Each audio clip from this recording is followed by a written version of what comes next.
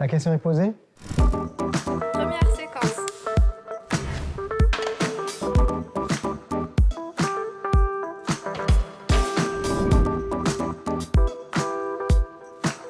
Alors, Bain, qui s'appelait avant Algeria E-Banking Services, AEBS, a été créée en 2004. Donc, nous avons bientôt 20 ans d'existence.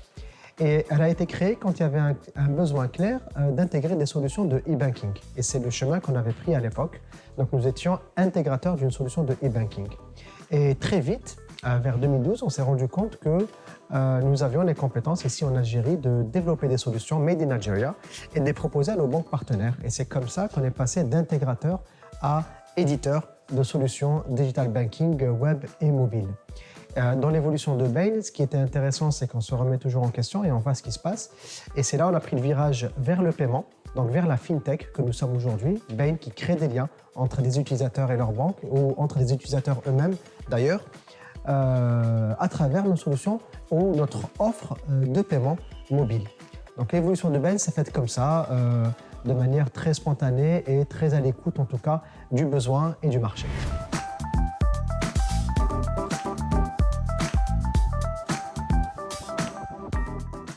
Bain a trouvé sa place entre les acteurs de cet écosystème. Donc c'est justement le mot-clé. Donc nous sommes Bain parce que nous créons de la valeur entre les différents acteurs, c'est des startups, des fintechs, des banques, des telcos, etc.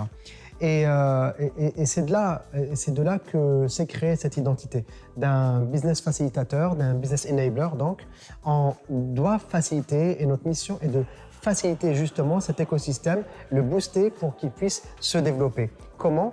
Notamment à travers notre dernier virage sur le paiement. Donc, le paiement est notre proposition de valeur aujourd'hui, à savoir monétiser tous les contenus que peuvent créer ces différents acteurs d'un écosystème. Créer cette open innovation qui justement va permettre de booster cet écosystème. Je pense spontanément à la disruption.